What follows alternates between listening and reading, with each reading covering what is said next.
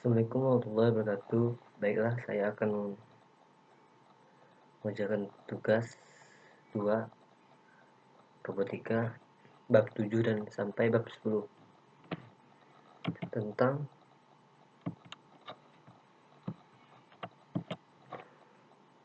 what's going the sensor. Robot biasa memiliki dua jenis sensor berdasarkan sumber informasi yang ia rasakan. Pertama, sensor proprioceptif. Sensor ini melihat elemen status internal robot seperti posisi roda, sududakan bersama, dan arah kepala menghadap. Istilah ini berasal dari kata Latin "proprius" yang berarti miliknya sendiri. Juga ditampilkan dalam pemilik atau properti dan sesuai.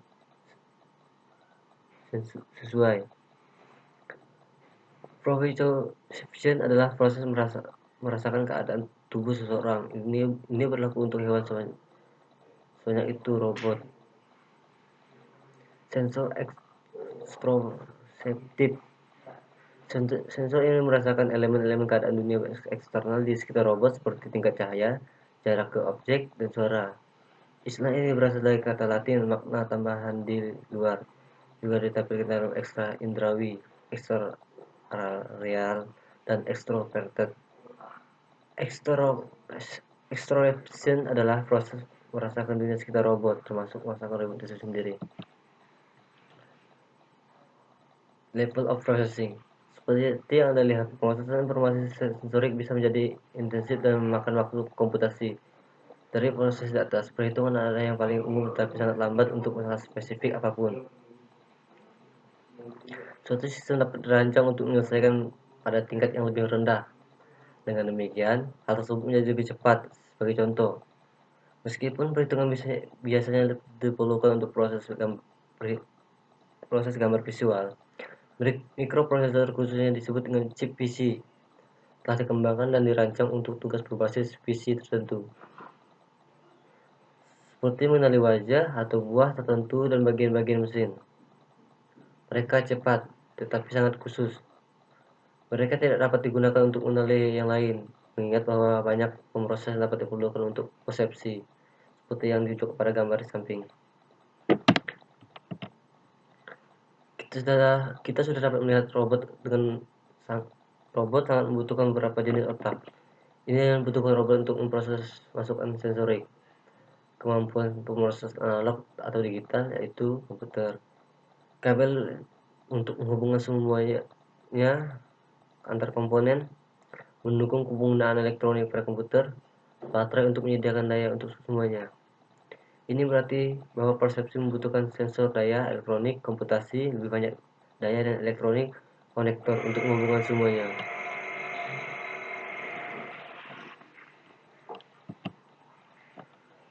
Sebaliknya, yang terbaik adalah memikirkan apa, mengapa, dan bagaimana penginderaan sebagai desain lengkap tunggal yang terdiri dari komponen berikut.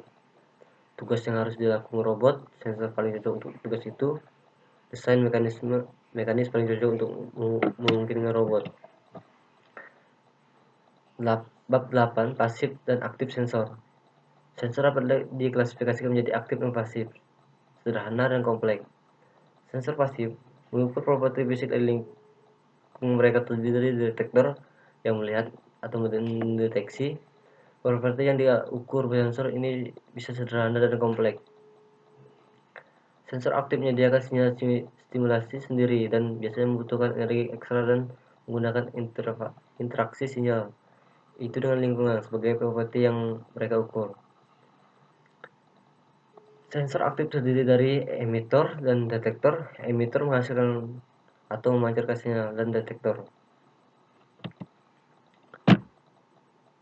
Switzer-Sackler mungkin merupakan sensor yang paling sederhana dari semuanya. Mereka memberikan informasi yang berguna di tingkat elektronik sirkuit. Karena didasarkan pada prinsip terbuka dan berlawanan dengan sirkuit tertutup, jika sebuah switch terbuka, tidak ada arus yang dapat mengalir melalui sirkuit. Jika tertutup, saat ini bisa mengalir dengan mengukur jumlah arus yang mengalir melalui sirkuit. Kita dapat mengetahui apakah saklar terbuka atau tertutup. Jadi, switch mengukur perubahan arus yang dihasilkan dari sirkuit tertutup yang pada gilirannya dihasilkan dari kontak fisik suatu objek dengan saklar. Light sensor. Sensor cahaya mengukur jumlah cahaya yang mempengaruhi fotosel. Fotosel seperti namanya menunjukkan foto, berarti cahaya dalam bahasa Yunani. Sensitif terhadap ringan dan kepekaan ini tercermin dalam resistensi di sirkuit melekat pada mereka. Resistensi fotosel rendah ketika diterangi merasakan cahaya terang, tinggi ketika gelap. Dalam arti itu, sensor cahaya benar-benar gelap. Ini dapat dibuat lebih sederhana dan lebih intuitif. Dengan hanya membalikkan output di sirkuit, Anda dapat membuatnya begitu berarti rendah gelap dan tinggi berarti cahaya terang. Sama seperti yang kita lihat dengan switch, sensor cahaya dapat diposisikan dengan cerdik, berorientasi dan terlindungi untuk meningkatkan akurasi dan jangkauan properti. Mereka dapat digunakan sebagai sensor pasif atau aktif dalam berbagai cara, dan mereka dapat mengukur properti berikut: intensitas cahaya, seberapa terang gelapnya, intensitas diferensial, perbedaan antara fotose, break in continuity, break beam, ubah atau turunkan intensitas. Sensor posisi resistif. Seperti yang baru saja kita pelajari, fotosel adalah perangkat resistif yang merasakan resistensi menangkap cahaya. Ketahanan material ternyata bisa merubah menangkap sifat fisik lain selain cahaya. Salah satu pokok tersebut adalah ketegangan. Resistensi beberapa perangkat meningkat karena mereka bengkok atau tikungan sensor. Pasif pada awalnya dikembangkan untuk kontrol video game, tapi sejak itu diadopsi untuk kegunaan lain juga. Seperti yang Anda juga duga, kelelahan berulang dan akhirnya habis sensornya. Tidak mengherankan, sensor tikungan jauh kurang kuat daripada cahaya sensor, meskipun keduanya menggunakan prinsip dasar yang sama untuk merespon untuk perlawanan. 9. Ultrasonic, sonar dan laser kamera. Ultrasonic atau sonar sensing secara harfiah berarti melampaui suara, dari ultra Latin untuk bahasa Latin untuk luar, dan digunakan dengan cara yang sama seperti ultraviolet dan ultra observatif, dan mengacu pada sebagai frekuensi suara yang berada di luar pendengaran manusia. Ini juga disebut sonar, navigation, dan ranging. Gambar seperti gambar di samping menunjukkan robot bergerak yang dilengkapi dengan sensor sonar. Proses disebut echolocation. Echolocation berfungsi seperti nama suara, non-full intended. Suara memantul, objek dan game yang digunakan untuk menemukan tempat seseorang di lingkungan. Itu prinsip dasarnya. Tetapi sebelum kita mendapatkan yang ke dalam detailnya, sonar sebelum dan di luar robotika digunakan dalam berbagai aplikasi selain dan sebelum robotika. Dari mereka, bayi di dalam rahim ibu mendeteksi objek dan menyerang. Dalam kapal selam, ketika sonar digunakan untuk melihat tubuh orang-orang, hasilnya disebut sonogram, echogram, dan ultrasonogram. Datang dari gram, suara berjalan dengan baik melalui udara dan air. Sejak tubuh manusia terbentuk bagian besar air, lebih dari 90% berat. Ultrasound adalah teknologi yang baik untuk melihat apa yang terjadi di dalamnya. Refleksi spesular. Seperti yang kita lihat, sonar sensing didasarkan pada pancaran gelombang suara yang dipancarkan permukaan dan kembali ke penerima. Namun gelombang bunyi tidak harus terpental dari permukaan terdekat dan segera kembali, seperti yang kita harapkan. Sebaliknya, arah refleksi tergantung pada beberapa faktor, termasuk sifat permukaan, seberapa halus itu, dan sudut datangnya berkas suara dan permukaannya, seberapa tajamnya.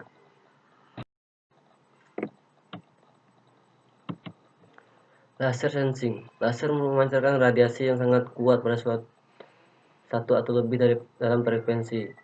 Radiasi mungkin dalam spektrum terlihat atau tidak, tergantung pada aplikasi. Misalnya, ketika sensor laser digunakan sebagai detektor pencuri, mereka biasanya tidak terlihat.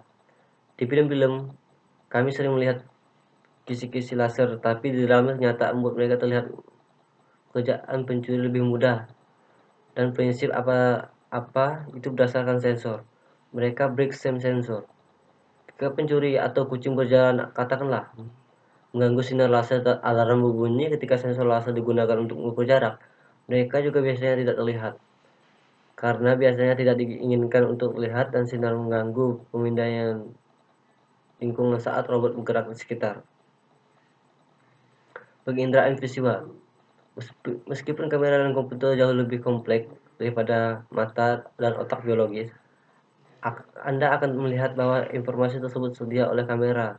Tidak sederhana dalam pemrosesan yang terkait adalah beberapa yang paling kompleks dalam robotika. Bidang penelitian yang berhubungan dengan visi dalam mesin, termasuk robot sangat cepat mesin penglihatan. Robot memiliki kebutuhan perseptual tertentu yang terkait dengan tugas mereka dan lingkungannya. Ada beberapa bagian dari penelitian visi mesin relevan berguna untuk robot, sementara yang lain sangat berguna untuk aplikasi lain. Karena itu, visi mesin ini dalam robotik untuk pertanyaan untuk dirinya sendiri dalam bidang penelitian. Secara tradisional, visi mesin telah mementingkan dirinya sendiri dengan menjawab pertanyaan apa itu, siapa itu, dan di mana itu. Untuk menjawab ini, pendekatannya adalah mengkonstruksi seperti apa kamera mengambil gambarnya untuk memahami gambar sehingga pertanyaan dapat dijawab. Bab 10 tentang kontrol dan umpan balik. Umpan balik atau kontrol tertutup. Kontrol umpan balik adalah sarana untuk mendapatkan sistem atau robot untuk mempertahankan keadaan yang diinginkan. Biasanya disebut titik setel. Dengan terus membandingkan saat ini dengan tempat yang diinginkan. Umpan balik mengacu pada informasi yang dikirim kembali secara harfiah umpan balik dalam pengontrol sistem. Banyak kesalahan wajah. Banyak kesalahan wajah berbeda antara keadaan saat ini dan keadaan yang diinginkan dari suatu sistem bersebut kesalahan. Dan tujuan dari setiap kontrol adalah untuk minimalisir kesalahan itu. Umpan balik kontrol secara eksplisit menghitung dan memberi tahu sistem kesalahan untuk membantunya mencapai tujuannya. Ketika kesalahan itu nol atau cukup kecil, tepat tujuan tercapai. Sebagai contoh nyata dari kesalahan dan umpan balik, mari kita pertimbangkan permainan yang kadang-kadang disebut panas dan dingin, di mana Anda harus menemukan atau menebak beberapa objek yang tersembunyi. Dan teman-teman Anda membantu Anda dengan mengatakan hal-hal seperti kemungkinan sangat hangat, lebih panas, dan lebih dingin, beku, dan seterusnya. Terima kasih. Sekian dari presentasi dari saya. Saya ucapkan Assalamualaikum warahmatullahi wabarakatuh.